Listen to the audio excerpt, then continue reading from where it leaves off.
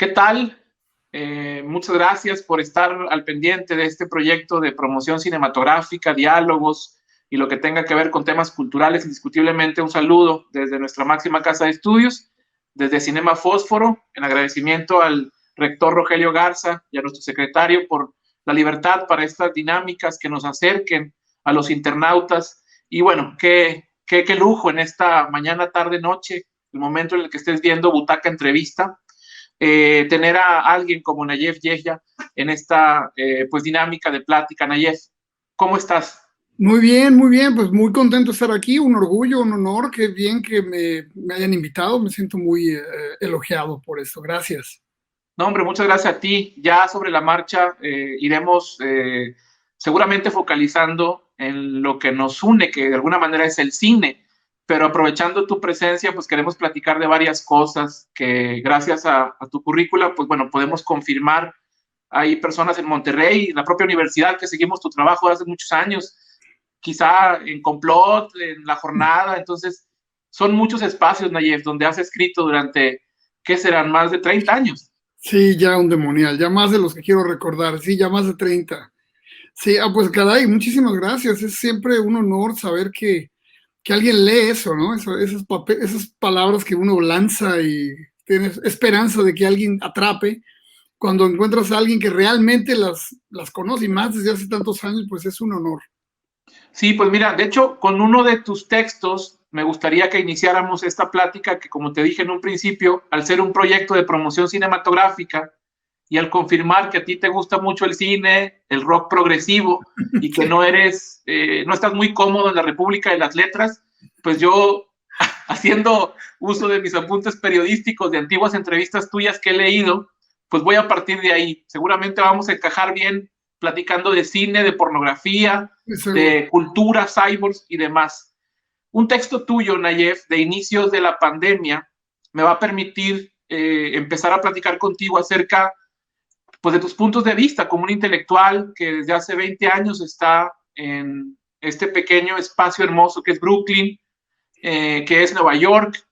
Y ese texto que publicaste en marzo del 2020, que leí, creo que en La Razón, acerca pues, del inicio de la pandemia, me gustaría, tú venías, lo describiste de una manera espectacular, el vuelo corto, que llegaste a Brooklyn, y particularmente me gustó mucho la comparación o la referencia de Iván Krastev, pero antes mencionabas algo que me permito citar para ver qué tanto ha cambiado de ese texto que está por cumplir un año, Nayef, en unas horas quizá. Sí. Al abordar un avión semivacío hacia el aeropuerto Kennedy de Nueva York, lo abstracto comenzó a tomar forma, pero seguía pareciendo un acontecimiento exótico, algo que tan solo podía asir como reflejo de las epidemias cinematográficas que han moldeado nuestro entendimiento de los contagios y la sinrazón de las masas. El comportamiento mediático que gracias al cine, séptimo arte y medio de comunicación hemos tenido durante años, ¿crees que ha moldeado el comportamiento a un año de este texto, que lo veo súper lúcido el texto y vaya, prácticamente estoy palomeando todo lo que tú dijiste, se convirtió en realidad?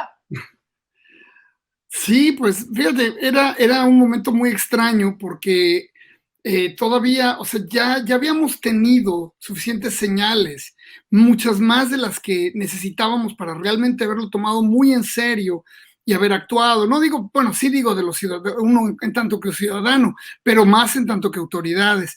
Es decir, ya habían visto lo que pasó en Wuhan, ya veíamos todos estos videos que estaban colgados en redes sociales y noticieros de las medidas extremas que estaban tomando en esa ciudad para controlar a la población, para impedir los movimientos, para cerrar toda salida y entrada a la ciudad de 5 millones de habitantes. O sea, ya eran señales muy graves y lo veíamos realmente como, pues como una película, ¿no? Como algo que estaba pasando muy remoto y que no nos atañía en lo más mínimo. No aprendimos de eso. Luego supimos que estaba pasando en Lombardía, en Italia. Tampoco aprendimos de eso. Y se veía muy grave la situación. Es decir, muy pronto en la pandemia ya empezamos a oír de estos asuntos de que los hospitales tenían que decidir, bueno, ¿a quién le doy los servicios? ¿Al que más tiene posibilidades de sobrevivir, que es un joven, o al que ya está viejo y que pues seguramente tiene más posibilidades de morir. Y entonces ese momento es como de una película apocalíptica real, ¿no? Y no lo escuchamos. Y aún así se siguió la cuestión sin tomar medidas, un poco en esta confianza de que no, bueno, han sido un par de casos acá y otro por allá, eso no es serio. Y ese viaje para mí fue el momento en el que ya me di cuenta, aquí está pasando algo muy, muy, muy fuerte, muy grave, mucho más de lo que me hubiera imaginado nunca. Y entonces ir analizando las posibilidades, pues fue un despertar muy estridente, ¿no? Fue estridente caminar en esos pasillos del aeropuerto vacíos, que normalmente a esa hora siempre estaban llenos de gente, todos los comercios cerrados. Y, en fin, fue el momento en que me di cuenta de la gran magnitud que tenía esto, ¿no? Y entonces, pues claro, el referente que tenemos, pues es el cine, es la literatura, son los cuentos apocalípticos. Y entonces empezamos a pensar, bueno, ¿a qué se parece esto? ¿Hacia dónde va esto? Y bueno, en cierta forma sí tuvimos una buena guía, ¿no? De haber entendido, me acordaba yo mucho entonces de esta película de Epidemia, ¿era Epidemia? La de Soderbergh, que esa era la que tenía más fresca en la mente. Me acordaba también de Outbreak, que era la otra, la de que salía Al Pacino. En fin, recordaba esas dos películas y ya después, cuando llegué y llegó el cierre, y entonces pues me puse a ver todas las películas de epidemias que había visto y que no había visto, para entender un poco más el contexto, porque pues a fin de cuentas tú podías leer muchas cosas, pero en ese momento todo era bastante confuso. Oye, Nayef, y contrario a lo que por lo general los medios de comunicación, gracias a el séptimo arte que está en esa cuestión híbrida de medio, porque es un medio y es un arte, ¿no? El séptimo arte. Siempre nos pintan incluso al presidente de un país, Estados Unidos, que va a salvar, ya sea 4 de julio, y aquí estábamos viendo un antagonista en toda la extensión de la palabra. El texto que publicaste mencionando lo que pasó en el 2018, cuando el presidente, cuatro veces declarado en bancarrota, como lo mencionas, me encantó. Dices, ¿qué está pasando ahorita? O sea, es una película apocalíptica en tiempo real, a lo mejor producida por E! Entertainment Television, por no sé quién, y me está mostrando a un presidente que no va a salvar, independientemente sea blanco, negro, digo, porque es una cosa también que a veces te ponen un presidente afroamericano, un presidente en las ficciones y en la realidad, pero ahora era uno curioso, extraño, abstracto, visceral, y era el malo del cuento, Nayef, en algún momento, quizá lo fue. No, definitivamente, no, bueno, mira, hoy este encuentro que tenemos tú y yo coincide con haber rebasado el 500,000 de muertos, o sea, 500,000 de muertos en menos de un año. Es una cifra estratosférica, es increíble. O sea, tú piensas que la pandemia del 1918, de la influenza española, fue uno de los eventos más catastróficos de la historia de la humanidad. Y en ese momento murieron, más o menos documentados, o tan documentados como ahora, 618,000 estadounidenses. Eso es un momento que no había ni siquiera un claro entendimiento de lo que era el virus. Es decir, los virus se habían descubierto pocos años antes, 30 años antes o algo así. Entonces, no había obviamente medicamentos para virus, no se entendía muy bien cómo manejarlos, cómo tratar una situación catastrófica como esta. No había el equipo, no había ventiladores, no había recomendaciones como ahora, no había medios de comunicación para tener a la gente informada acerca de lo que venía. Y en ese momento murieron 618,000 gentes. Ahora, con todo lo contrario, con todos los medios, hasta ahora, los desarrollos tecnológicos, han muerto 500,000. O sea, es una cifra muy cercana, que nada más pone en evidencia el absoluto fracaso de la maquinaria estadounidense. Es decir, poco tiempo antes de que sucediera la pandemia, la Organización Mundial de la Salud, a través de unos organismos que no me recuerdo cuál es el nombre, publicó una lista de los países mejor preparados en caso de una situación así, una pandemia. Y por supuesto el número uno por mucho era Estados Unidos, por mucho. Y bueno, vemos lo que hicieron.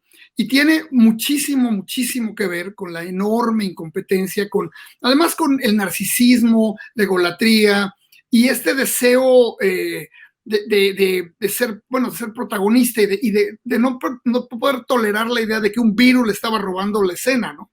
Entonces, lo que se ha vivido aquí y en algunos otros países, casi todos con líderes populistas, es terrible, es catastrófico. Lo de los Estados Unidos es tremendo. Ayer me preguntaban, bueno, ¿cuántos muertos hubieras esperado tú si no hubiera estado Trump? Yo creo que, así lo digo, sin ningún problema, creo que 50,000 hubiera sido ya un número impresionante como para una vergüenza cósmica. Entonces imagínate 10 veces eso, claro. 500,000. Eso es una prueba es una sandez tan grande que no se puede ni siquiera entender. Y más cuando vemos que gran parte del problema empieza cuando empieza el frenesí de las elecciones y que Trump quiere volver a tener sus eventos masivos. Y ahí los números se disparan de una forma increíble. La gráfica habla por sí sola de la mentalidad de este hombre, ¿no? No, es terrible. Y es muy interesante cómo Trump hace su primer discurso cuando el día de su posesión en 2016 con este discurso del American Carnage, ¿no? La carnicería americana. Y en efecto, nos cumplió, nos trajo una carnicería americana. Es el primer presidente de la historia de este país que ha matado más americanos que extranjeros, lo cual es... Totalmente. A lo mejor deberíamos decir, mira, qué bueno, ¿no? Por una vez, pero no, o sea, no nos podemos decir qué bueno, pero es catastrófico. Muy interesante, incluso el momento, como lo mencionas en este texto que tiene un año y creo que es más vigente que nunca, es como la columna vertebral para esta nuestra charla. También es comportamiento que lo vimos como si fuera el twist de una película cuando los fanáticos de Trump se querían meter adentro del Capitolio, lo previo de ese nacionalismo exacerbado, el capitalismo, el uso, el papel de rollo que mencionas de una forma peculiar y también la necesidad de comprar las armas es un comportamiento que, independientemente, Trump fue el que estaba a cargo, una combinación de factores de mala suerte, pero también esa educación mediática que tienen los gringos, tus ahora vecinos, compañeros de vida en Brooklyn, sí. Y pues tú como protagonista, anotando, viendo una crónica, creo que ahora sí que la forma de actuar obedeció, Nayef, a la educación que han tenido los estadounidenses en los últimos, ¿qué? 50, 60 años. Sí, no, completamente. Sí, yo podría decir que esa verdadera cultura de masas muy que fusiona lo popular con formas de expresión y de comunicación avanzadas, digamos, que viene, digamos, desde los años 60, ¿no? Cuando cambian los discursos se vuelven mucho más volátiles, mucho más ricos, entretejen todos los elementos de la cultura. Es decir, de los 60 para acá hemos vivido una cultura de medios cada día más rica, cada día más expansiva, ¿no? Y más abrasiva a la vez también, cada vez más va lijando a la realidad y la va convirtiendo en otra cosa. Y McLuhan tenía razón. McLuhan tenía razón. Completamente. Y Guy Debord también. Yo siento que ellos dos son los grandes profetas de nuestro tiempo, ¿no? A lo que voy es que llegamos a este momento en el que nos confrontamos una serie de fenómenos, casi todos uno tras otro apilados en esta especie de Aleph pandémico, ¿no? Tienes la pandemia, tienes la crisis económica, tienes el enorme desempleo, tienes el miedo social, tienes los eventos perdón. El Capitolio, el colapso de salud. No, pero antes cuando los disturbios raciales y las manifestaciones de Black Lives Matter, todo esto. Entonces empieza a sumar, y luego las manifestaciones, antes de hecho, las manifestaciones de los antimáscaras, los que no creen en la pandemia, el surgimiento exponencial del grupo QAnon, del grupo de esta que es una auténtica secta, y luego llega a su conclusión el 6 de enero con la toma del Capitolio. Y entonces ves cómo en todo momento vamos nutriéndonos de nuestra experiencia cinematográfica televisiva.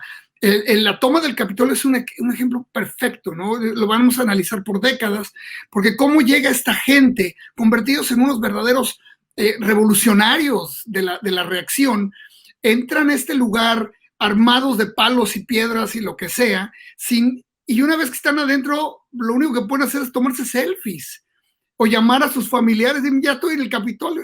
O sea, es la mejor insurrección de un tiempo sin esencias, ¿no? Sin ninguna ideología, sin ningún contenido auténtico. Todo lo que reflejamos, lo que queremos expresar, tiene que ver con la manera en que nos divertimos, en que nos entretenemos. Una revolución que querían que la ganancia principal de ellos eran los likes, eran los likes, era el diálogo basura, efímero, pero bueno, podemos platicar horas, como dices tú, toda una vida de lo que pasó, porque como consumidores de cine, de entretenimiento, pues eso fue como que el twist de una película, la cereza del pastel y demás. Incluso volviendo al texto, Nayef, que dice y menciona tu texto, dice, te cito, al alejarnos de la vida callejera y las rutinas con el cierre de restaurantes, bares y comercios, museos, templos y gimnasios, así como la prohibición de bodas, entierros y eventos sociales de todo tipo, nos hemos refugiado en Netflix, Amazon y otros servicios de streaming al tiempo que nuestra supervivencia queda en manos de las empresas e individuos que se dedican a entregar comida, medicinas y bienes a domicilios. Indudablemente subrayo en verde Netflix, Amazon y otros servicios de streaming, porque a la par de que estábamos viendo en la vida real, en ese confinamiento, que pues de alguna manera todavía el mundo sigue en confinamiento, estábamos encontrando respuestas, Nayef, en películas, estábamos validando lo que veíamos para no volvernos locos en un encierro, le estábamos poniendo a lo mejor ya quién va a interpretar a ese líder de QAnon, Jared Leto, no me explico, quién va a escribir, Nayef va a escribir la película, entonces ya estábamos pensando en eso. Sí. ¿Crees que ahora sí que nos vinieron a rescatar o estas plataformas como consumidores o nos vienen a poner la cruz en la tumba para decir, sigue una nueva vida? Fíjate, es súper interesante esta pregunta porque por un lado, sí es una salvación, ¿no? Haber tenido todas estas opciones. Imagínate esto en 1918, cuando no había, o sea, ¿qué entretenimiento podías tener aparte de la radio, ¿no? Uh-huh. La posibilidad de tener todos estos canales, todas estas formas de acceder a contenido, como llaman ahora, a películas, a series, a documentales, todo esto, bueno, fue sin duda una salvación. Fue lo que nos mantuvo a muchos en los bordes de la cordura, ¿no? En los límites de la cordura. Pero por otro lado, no hay duda que también estos recursos, y no solamente eso, sino Google y todo lo demás que son nuestro quehacer cotidiano, son nuestra mediosfera extendida, ¿no? También están completamente codificando la experiencia, convirtiéndola en otra cosa, apropiándosela. Es decir, no son neutros, están aprendiendo de cada momento, estamos aprendiendo de ellos, estamos cada vez volviéndonos más parte de todo este tejido digital, digital doméstico y más te digo, ¿sí? Al no tener ese otro aspecto de la vida callejera, de la vida con la gente, ¿no? De lo social, pues se vuelve cada vez más dominante porque crea una ilusión de lo social. Y sí es una experiencia social, claro, pero mediatizada. Y una vez que mediatizas las cosas, estás añadiendo filtros y filtros que van a impedirte ciertas percepciones y van a magnificar otras percepciones. Entonces, todo esto también tardaremos muchos años en descifrar en qué nos convertimos, ¿no? Este año, ¿en qué nos convirtió? O sea, hay algunos privilegiados que, bueno, han podido irse a playas y a montañas y a los que nos hemos encerrado en una habitación en una ciudad. Te puedo decir, me imagino que muchos compartimos experiencia, estamos, esto fue un laboratorio del ser como pocas veces se puede experimentar. Ya de por sí, Internet era un laboratorio del ser, pero esto es este espacio cerrado en el cual nos metimos, pues vino a llevar las consecuencias a sus últimas posibilidades. Y antes de entrar, que ya estamos perfilando algo pues más cinematográfico, que bueno, todo esto para los alumnos de la Universidad Autónoma de Nuevo León y otras facultades que están en esa creación de ideas, seguramente esta plática contigo les va a ayudar a detonar pues esa recomendación de los maestros de leer los periódicos para que saquen historias y demás, ¿no? Mencionas que, bueno, entrando también en uno de tus, me emocioné con el otro tema y se me fue el apunte, pero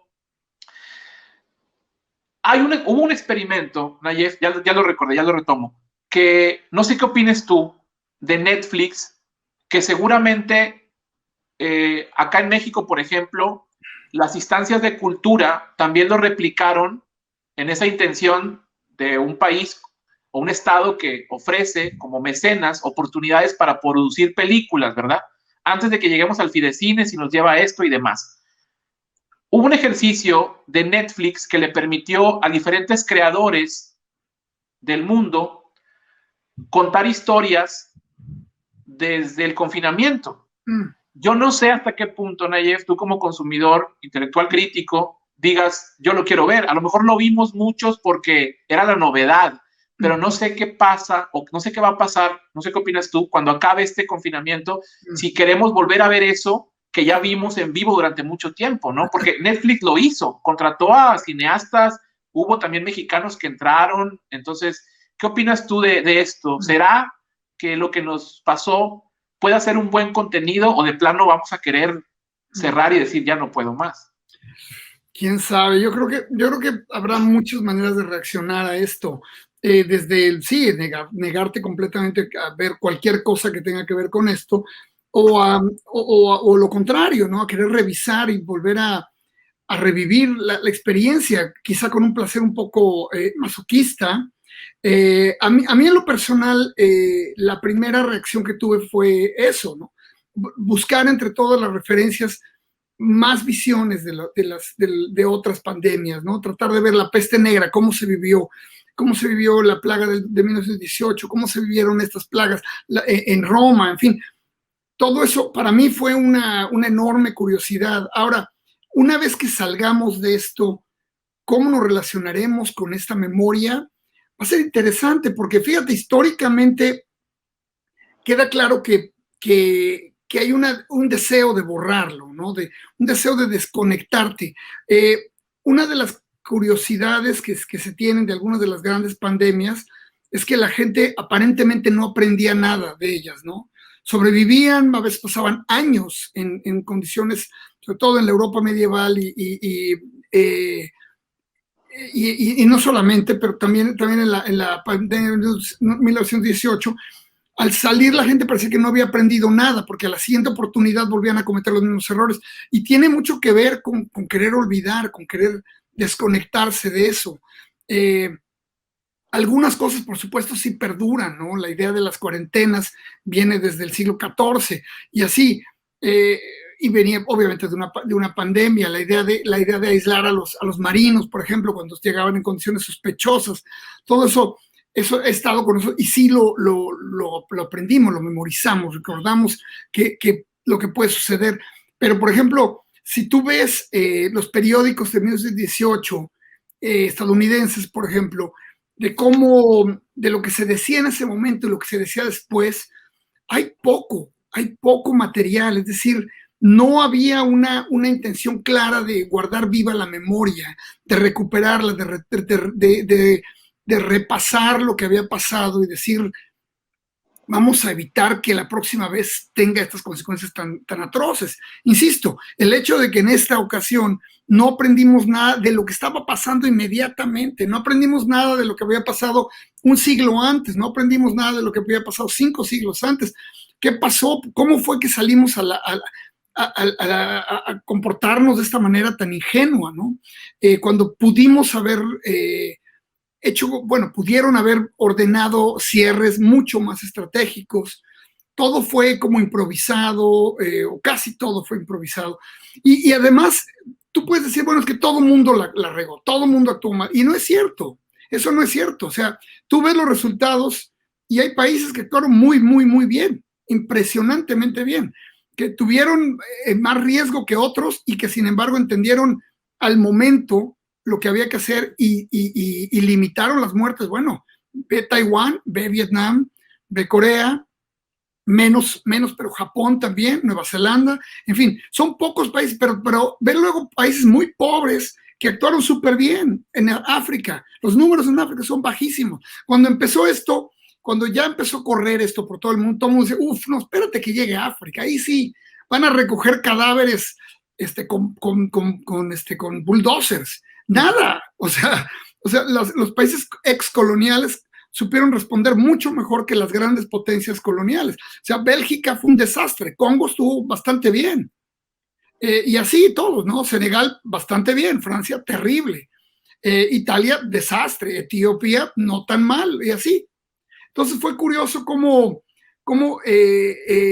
quizá la indulgencia, ¿no? La indulgencia de las sociedades occidentales, estar acostumbrados a esta ilusión de la libertad, ¿no? Esta cosa de, no, mi libertad, yo no me voy a tapar la boca, ¿cómo crees? Yo quiero mi libertad.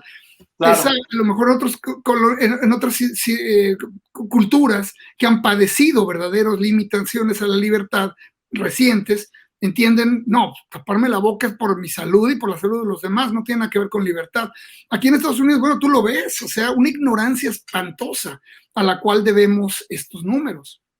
Nayef, y buscando meter un tema que puede llamar mucho la atención porque eres un experto también en ese tema. De hecho, tu currículum empieza con la fecha de nacimiento, tu profesión de ingeniero, narrador, crítico cultural y pornógrafo. Ahorita que mencionabas la palabra libertad, que va también de la mano con va haciendo juego con la palabra censura y luego llega la pornografía y demás.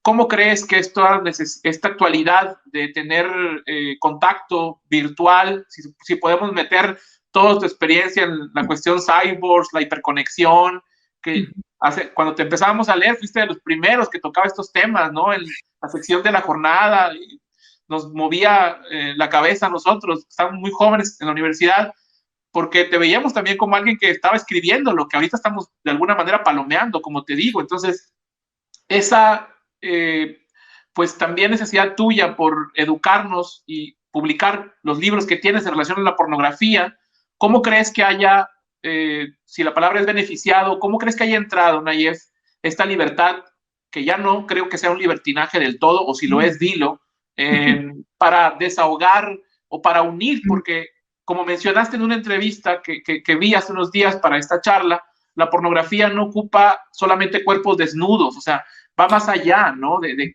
volarnos la cabeza, a lo mejor de manera privada, íntima, lo que menciona siempre, el acceso con un clic a lo que podemos, puede erotizarnos, ¿no? ¿Cómo crees tú que haya entrado la pornografía y esta libertad, la no censura, en este confinamiento, en seres adultos que pueden consumir estos contenidos? Claro.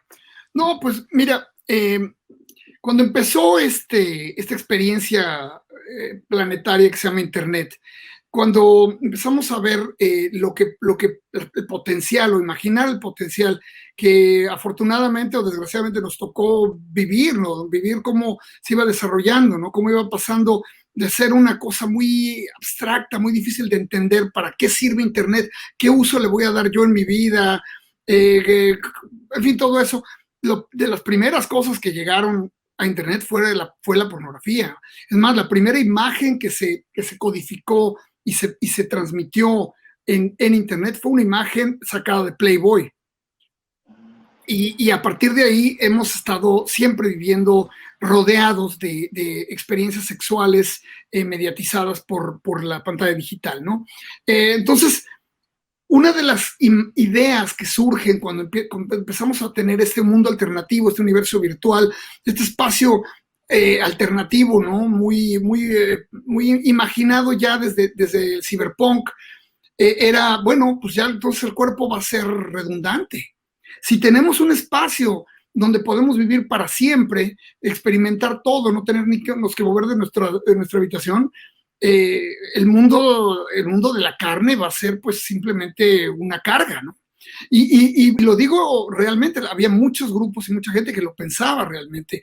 Y entonces, una de las cosas más importantes, pues obviamente era esta manera de convertir la sexualidad en algo todavía más imaginario. Es decir, la mente humana siempre ha tenido este enorme potencial de poder convertir una pequeña imagen erótica del tamaño de un timbre en toda una fantasía sexual que puede desatar un orgasmo. Esa es una capacidad del hombre que yo creo que ningún animal tiene. No sé, quizá los pandas, por lo que me han dicho, pero no me consta. Entonces, imagínate eso, tener un canal donde un espacio que te llega con todas las imágenes sexuales liberadas, porque si eso pasó muy pronto, ¿no? O sea, inmediatamente Internet se fue llenando de posibilidades sexuales y esta inmensa riqueza que ya borraba todo tabú, o casi todo tabú, quedan un par de tabús por ahí que todavía no han sido borrados, afortunadamente, pero la fetichización de todo empezó a estar ahí a la mano, al alcance de los dedos. O sea, entonces de repente en el confinamiento, en la imposibilidad de tocar otros cuerpos, o sea, otros cuerpos que no sean de tu familia, bueno, no de tu familia, no digo eso, digo de tu esposa o tu novia, lo que sea. Si no tienes eso, entonces estás realmente en una soledad bastante amarga, ¿no? En un total desconecte que queda pues la pantalla. Entonces, tenemos que Pornhub, este website increíble, gigantesco, demencialmente grande y con una visión muy adelantada de lo que puede hacerse con estas imágenes. ¿Por qué? Porque ellos han realmente sistematizado el consumo y llevan un archivo clarísimo de quién consume, qué se consume, dónde se consume, todo eso que ha informado más a la humanidad de sus deseos que ninguna otra base de datos, ¿no? No existía nada como esto. Cuando yo escribí mis libros de pornografía, ya había algo parecido, bueno, sobre todo el último, con las estadísticas de Google, pero ya con lo que hace el de Tusquets. El de Tusquets, el libro el de Tusquets, El espectro de la violencia sexualizada en los medios. Exactamente. También en Tusquets hice una reedición reescrita realmente de pornografía, el que primero salió en Random. Lo menciono porque la gente que está viendo esto se vuelve de alguna manera también esto una biblioteca, Nayef, para hacer apuntes, ¿no? Sí. Y creo que les va a llamar la atención. Y eso que dices tienes toda la razón, o sea, esa necesidad que tienen los empresarios de poder saber los gustos de los consumidores para seguir teniéndolos comiendo de su mano, como lo hacen Mark Zuckerberg, como hace la gente de Twitter. En la pornografía, los empresarios, como Pornhub mencionas, prácticamente nos están educando al mundo, al menos, de cómo o qué consumimos. Digo, esto se puede malinterpretar en un chacote informativo y demás, pero a lo mejor a los gringos les gusta mucho, como mencionaron los consumos de Pornhub, el consumo del sexo anal, por ejemplo. Y en otros países es otro tipo de consumo, ¿no? Es de estos gustos que se tienen dentro de esta esfera pornográfica, que seguramente a ellos les va a servir para después convertirlo en cifras y en dinero.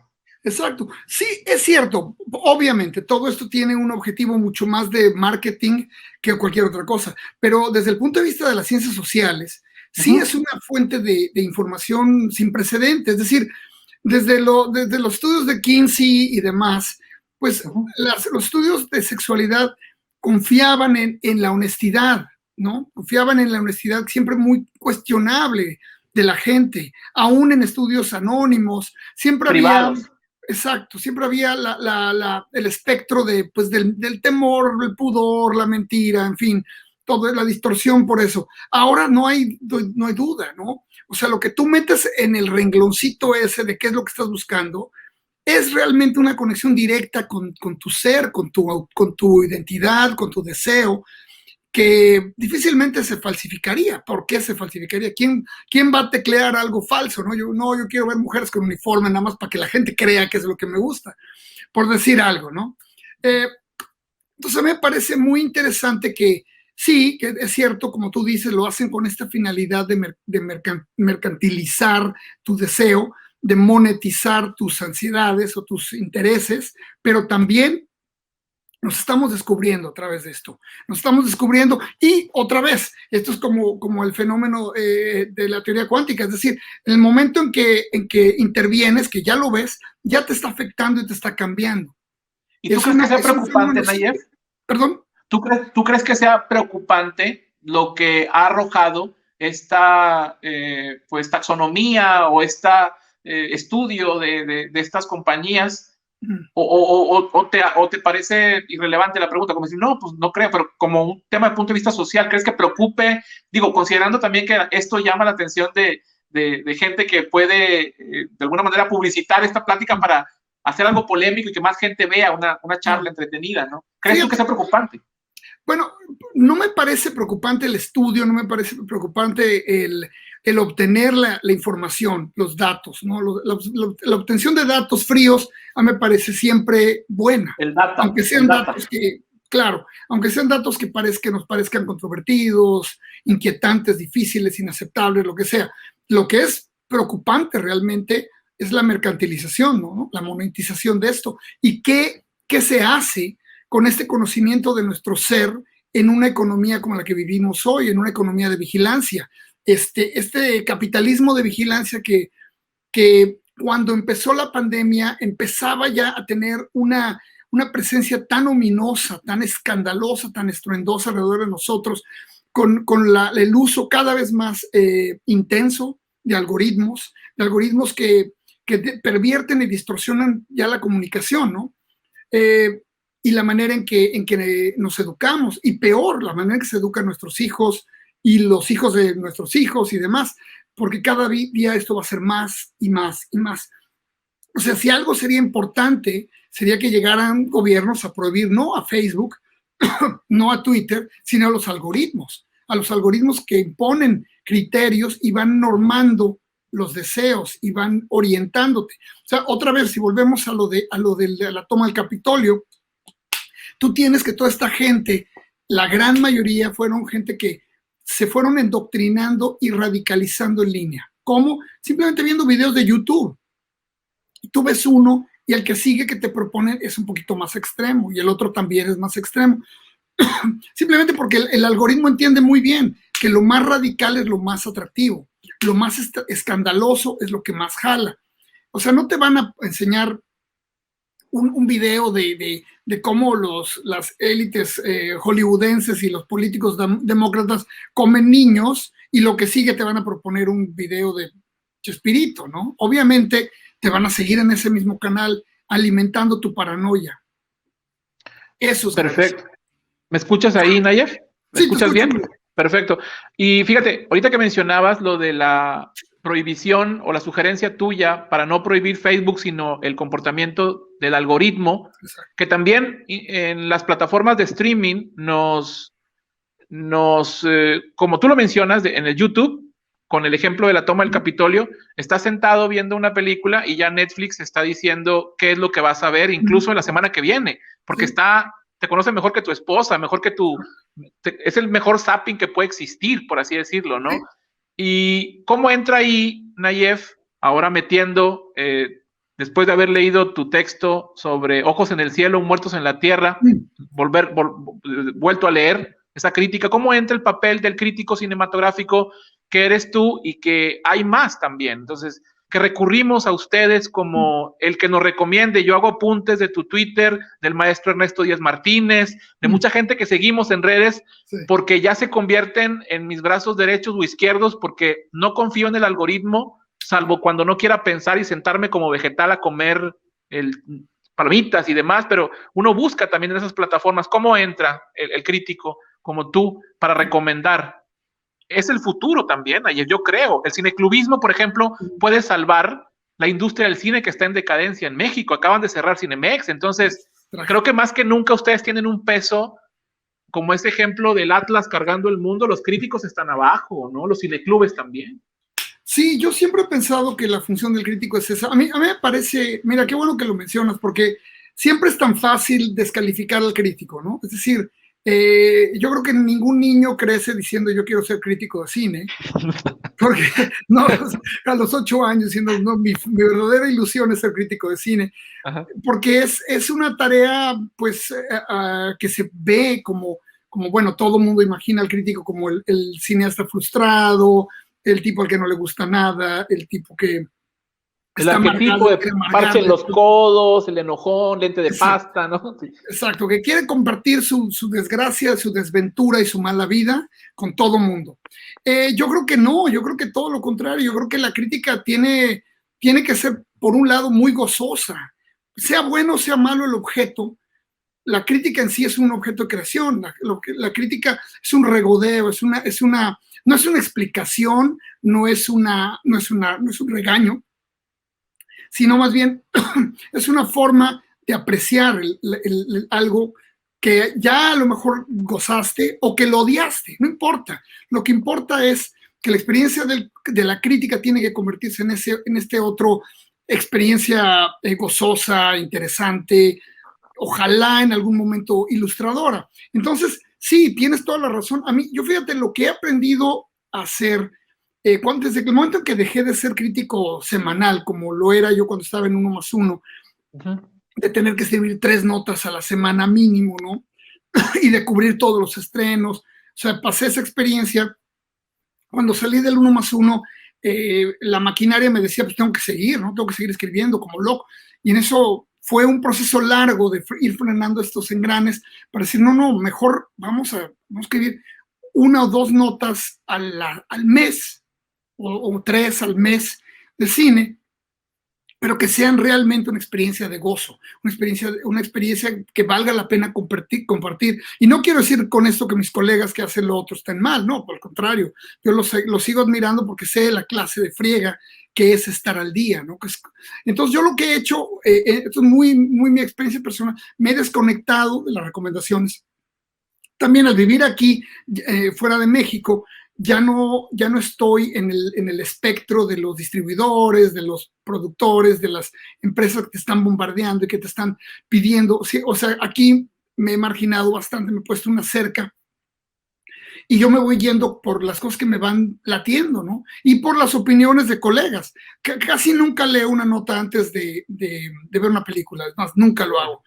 A menos leo tweets, eso sí, leo tweets que alguien dice tal película, entonces sí, y eso sí me va orientando. Entonces voy haciéndolo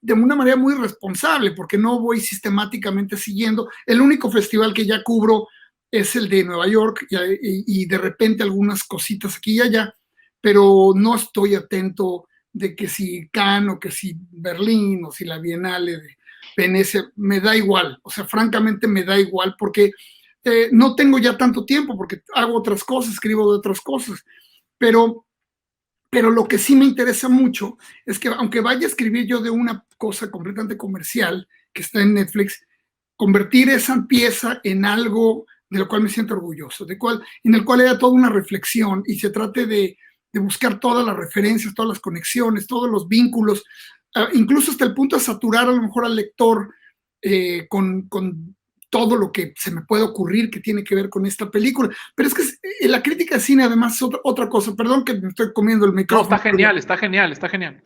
Pero fíjate, si la crítica de cine, si no conecta a la película con el entorno, con lo que está sucediendo, con su momento histórico, con el momento de su concepción, con de dónde viene, entonces es una cosa muy superficial. O sea, puede ser una excelente crítica, un soberbio desmontaje de una película, pero si no tiene para mí este elemento social del cine, este elemento de una cultura con C mayúscula, me deja insatisfecho. Es que yo he visto mejores críticas que películas, o sea, he visto las películas y he visto, sin demeritar el trabajo de gente como Reigadas, como Michel Franco, como estos mexicanos que de pronto están triunfando en estos festivales que marcan el orden cinematográfico internacional. Me gustó más, por ejemplo, una crítica, reseña, un ejercicio literario, porque también de pronto se conjugan varias cosas, ¿no? Y teniendo como a Roland Barthes ahí como el ensayista, uno lo va comparando y dices, ¿qué es esto? Pero parte de sudar después de haber visto una película, ¿no? De lo que el que la vio quiere reseñar o quiere comentar. Ahí, poniendo el ejemplo de Nuevo Orden, por ejemplo, de Michel Franco, me gustó una película ahí, pero leí un texto que me gustó mucho más que la película. Entonces, creo que eso me da pie, Nayef, al estar en un espacio académico que también tenemos en la Universidad Autónoma de Nuevo León, las aulas donde estamos formando a los estudiantes para producir cine, para agarrar la cámara, para la foto, el encuadre, el audio, y dejamos al final algo que es súper importante, que es el razonamiento acerca de una película, ¿no? Incluso en el CCC o en el CUEC ahora, no sé si muchos prefieran irse por el lado de la investigación cinematográfica, de la reseña, de la crítica, les embeleza ese director o el puesto de la silla de director, que está muy bien, pero ¿tú crees que formalmente tendrían que las escuelas titular a los interesados en este desarrollo por el área de cine, o lo tenemos cubierto por el área de la filosofía y letras o de la literatura? Eso es difícil, fíjate, ese es un punto muy difícil. Como tú sabes, yo lamentablemente vengo de la ingeniería. De la ingeniería, ¿no? O sea que realmente no tuve el privilegio de tener una formación firme, sólida, estructurada. Por eso soy un diletante que va para todos lados. Entonces, si quieres hablamos de rock progresivo. Podría ser, me gustaría, claro que sí. Pero lo que pienso yo es que fíjate, mi hija estudia una carrera rarísima que se llama Estudios Críticos y Visuales. ¿En dónde? Y es en la Universidad Pratt, aquí en Brooklyn.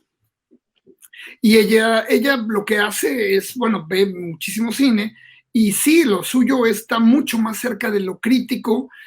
O sea, sí hay un elemento creativo en su carrera, sí hay un elemento de talleres y de desarrollo de proyectos, pero realmente está mucho más cerca de filosofía, ciencias y humanidades, ¿no? Sociología. Entonces es interesante. Yo me pregunto, por supuesto, pobrecita, qué mala influencia tuvo de su padre, ¿no? Que viene, o sea, seguir los pasos míos sería algo terrible. Espero que haga algo completamente diferente. Pero ¿me entiendes? Creo yo que sí está muy bien que quien vaya a hacer crítica sepa de qué se tratan las luces, de qué se tratan las cámaras, cómo funcionan. Está muy bien todo eso, pero también está muy bien saber un poquito de filosofía, un poquito de lo que está pasando en la mente del creador, ¿no? O sea, que veas el ojo como no solamente como una herramienta, ¿no? Sino como una inteligencia. El bon vivant de pronto nos lleva, ¿no? El buen vivir a tener esa percepción, sin que suene algo elitista antes de que nos apedreen, ¿verdad? Sino el vivir bien tranquilamente, el consumir esto, consumir lo otro, hace que a lo mejor un doctor, un ingeniero pueda recomendarnos una película donde, pues, poniendo el ejemplo como invitado, Ojos en el cielo, Muertos en la tierra, que haces unos apuntes sobre los drones en el cine que me parece fabuloso, esa fijación tuya, ¿no? De que nos están espiando, Naif, los drones y los cyborgs. ¿Cómo te sientes ahorita, después de tantos años de escribir sobre eso, que mucho de lo que tú mencionabas se hizo realidad? Entras a una tienda de Amazon, agarras lo que quieres, sales y te lo cobran automáticamente. No, pues es inquietante porque otra vez, cuando empezábamos a escribir sobre esto, cuando empezábamos a hablar de esto, tener este diálogo con los otros autores que estaban en ese momento imaginando el futuro, ¿no? Este futuro que en el que Internet aparentemente iba a ocupar un lugar, no sabíamos qué lugar. Pues sí, imaginábamos muchas cosas, y yo creo que no se han cumplido como las esperábamos. Es decir, la cosa más sencilla. William Gibson nunca se imaginó que iba a haber teléfonos celulares como lo que tenemos. William Gibson, que escribió, ¿sabes? El Neuromante y todas estas cosas, no se lo pudo imaginar, y tantos otros autores de ciencia ficción. Obviamente no es su tarea imaginar la tecnología, pero sí un elemento tan disruptor como un teléfono viene a cambiar todo, viene a cambiar absolutamente todo, y así como eso ha habido una tras otra. Las redes sociales vino a cambiar todo, absolutamente. Es pum, damos una vuelta y es una tábula rasa prácticamente y vamos a volver a empezar a escribir todo. Entonces, como te decía hace un momento, el capitalismo de vigilancia, que como tú mencionas un ejemplo interesante, lo de Amazon y otras tiendas, viene a echar mano de todo esto que está acumulándose, ¿no? Este big data que se está acumulando, a echar mano de las cámaras que están vigilándonos en las calles, echar mano de la información que generamos nosotros mismos en nuestro caminar por el mundo con un aparatito de estos.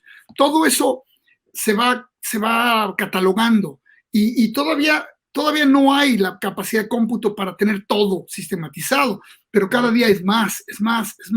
Cada día es más fácil saber hacia dónde vamos, qué queremos, qué es lo que nos interesa. O sea, al punto que una de las cosas que a mí me dio un verdadero estrépito hace algunos años era cuando empezaba a escribir en Google una búsqueda y Google empezaba a adivinar lo que ibas a escribir, ¿no? Esta ¿qué cosa dijiste? ¡Ay, Dios, qué fuerte! Y de repente decía cosas absolutamente estrambóticas, pero de repente sí, lo que querías está ahí, o haces una búsqueda y sale exactamente lo que querías. Entonces, era esta idea de que nuestra tecnología ve al futuro, está un segundo adelantado al presente y puede estar viviendo ya en el futuro. Entonces, estamos interactuando continuamente con una máquina que está mirando el futuro. Eso es verdaderamente aterrador y fascinante. Un capítulo de Black Mirror. ¿Perdón? Un capítulo de Black Mirror, de Soulmate, sí, de estas series, ¿no? Exactamente, fíjate, Black Mirror fue una gran revelación. Creo que tuvieron momentos excelentes, con una gran ironía, con un sarcasmo excelente, que fue afinadísimo, y otros que no, que son capítulos absolutamente fallidos. Pero fíjate, mencionabas tú ahorita lo de Ojos en el Cielo, y los misiles en la Tierra, que es parte de mi libro. Bueno, ese capítulo, ese texto pasó a integrar, extendido, pasó a integrar mi libro, el nuevo libro mío que se llama Mundo Dron, que es un poco esta idea. Yo desde 2002 me he obsesionado con los drones, con la idea de un dron que mata gente, ¿no? Con un avión sin tripulantes que va cazando humanos. Entonces, ¿por qué era la materialización de las peores pesadillas de la ciencia ficción? Que alguien dijo, puta, qué buena idea, vamos a poner robots a cazar humanos. O sea, tú dices, wow, la ciencia ficción viene diciéndonos, no lo hagan, por favor, esto es muy mala idea. Y alguien en el Pentágono dijo, puta, qué excelente idea, vamos a poner a cazar humanos con unos robots aéreos. Y es lo que tenemos ahora. Y las fronteras, Nayef, con nosotros, ahora entrando México para ir cerrando esta charla, pareciera que somos esos conejillos de India. Los mexicanos quieren brincarse para allá. Las fronteras es la justificación para que Estados Unidos ponga en práctica sus más aberrantes pesadillas, ¿no? Sí, las fronteras más controvertidas siempre están llenas de las tecnologías más atroces. La frontera que tenemos con los Estados Unidos es así. La frontera que tiene Israel con los territorios ocupados palestinos es otro ejemplo. Son las peores tecnologías, las tecnologías más crueles, las más devastadoras en todos los términos. En términos, obviamente, primero humanos, después ecológicos, después psicológicos. Están ahí en todo, ¿no? Normando las vidas, moldeándonos, esculpiéndonos, manejándonos como plastilina. Entonces, sí, es terrible. Nayef, para cerrar, 8 o 10 minutos que nos quedan, pareciera que ese comentario que mencionaste sobre las regulaciones, sobre las prohibiciones, y esa es la palabra de los algoritmos y demás, solamente le interesan a los gobiernos, y pongo en juego lo que ha pasado en México cuando solamente son temporadas de elecciones, ¿no? Cuando alguien empieza a decir que el algoritmo, que el Facebook, que la inversión publicitaria de tal candidato para la presidencia, para la gubernatura o para la municipalidad está condicionada a que el usuario en redes pues se fue como un borrego a votar por el que le dijo, ¿no? Mark Zuckerberg. Lo que pasó en Australia hace poco, que es seguramente en un futuro cercano van a tocar, que tiene que ver con un tema electoral. Entonces, a los gobiernos no les interesa entonces esa sociedad sana, bien cuidada, con sistemas de salud. Les interesa seguir permaneciendo en ese desorden, en ese caos, donde solamente traten de regular cuando le hacen daño a su urna, ¿no? A su color, ¿no? Exacto. Sí, es eso. Fíjate, es una carrera tecnológica, como una carrera bélica tecnológica. Es decir, yo desarrollo algo, o sea, a mí se me ocurre que voy a poner una granja de bots fenomenal, ¿no? Entonces es mi arma con la que llego a las elecciones, entonces doy un golpe de no sé, que le da un giro a la opinión pública por esta masa de aparentes convencidos por mi causa, ¿no? Entonces mi enemigo dice, mira lo que acaba de hacer poner esto. Entonces, ¿qué hace? Pues lo mismo, pero de alguna manera mejorado, más insidioso, más poderoso, más volátil, lo que tú quieras. Y así estamos en esta carrera en la cual lo que menos importa es la decisión, de la decisión del usuario en su beneficio. Lo único que importa es la manera en cómo vas a manipular, cómo vas a cambiarle la percepción a la gente, ¿no? Entonces, es terrible ahí la relación entre el poder y estas redes. Es esto, ¿no? Es un juego. De repente son tus mejores aliados, de repente son tus peores enemigos. Entonces todo el tiempo está yendo y viniendo este vínculo poder-medios, que es como, bueno, como lo que sucedía con la propaganda antes, Claro. pero es 1000 veces más poderosa. O sea, por ejemplo, desde Obama, que supo usar las redes muy bien, acá, pues ya es inconcebible que haya una política no ciborguizada, que no mediada por estas redes. Y es terrible. Perdón. No, para cerrar, y te digo, ya hay presidentes que de pronto abrazan esas redes cuando están en búsqueda de un poder, claro, y después de benditas redes sociales se vuelven malditas redes, Nayef. Sí, lo que te digo yo con Obama es el mejor ejemplo. Con Obama todo el mundo era como, porque Obama llega al poder con esta aura beatífica, de que era el hombre bueno, que nos iba a sacar este país de todos los vicios y taras que había arrastrado, y obviamente no fue así, ni siquiera cerca, pero llegó acompañado de este impulso de redes y mediático, y el siguiente fue Trump, que llegó con un impulso aún más fuerte, claro, lo cual vemos ahora materializado en 70 millones de votantes, que es increíble, absolutamente increíble. Es que pensar que 70 millones de personas creen en este hombre o piensan igual siempre, o se convirtieron ahora, perdón. O que piensan igual. O que piensan igual, que es todavía más aterrador. Y eso tiene muchísimo que ver con la radicalización de las redes, porque tú ves en estudios de cómo muchos de sus seguidores a lo mejor eran conservadores, o a lo mejor habían votado por Obama 2 veces, que así tenemos a muchísimos casos, zonas enormes en Michigan y en Wisconsin, con votantes obreros muchas veces, o clase media o clase media baja, o gente de color, ¿no? O sea, negros, latinos, asiáticos, que habían tenido ideas, qué sé yo, un poco progresivas, o quizá no conservadoras, pero que no estaban para nada en el espectro del nacionalismo blanco. Y ¡pum! Ahora los ves completamente entregados a esta fantasía desquiciada de creer en alguien como Trump. Nayef, pues mira, 1 hora se nos fue como agua. Podemos seguir platicando de rock progresivo, pero seguramente para futuros proyectos en la universidad. Será para la otra.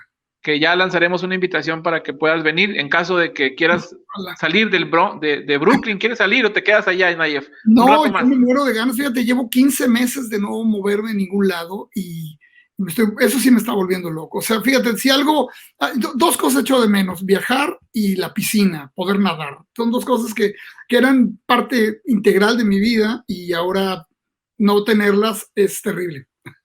Seguiremos en contacto contigo. En nombre de la Universidad Autónoma de Nuevo León, agradecemos. Ya cuando publicitemos tu charla pondremos los nombres de algunos de tus varios libros, muchos que hemos leído y que existen, para que la gente, los estudiantes, maestros, nos documentemos con alguien que podemos encontrar en un cuartito allá en Brooklyn, acá en un cuarto en Monterrey, y platicar acerca de todo un poco, Nayef. Muchas gracias. No, gracias a ti por la invitación y por tenerme aquí, y gracias por supuesto a la universidad y a este espacio que está fenomenal.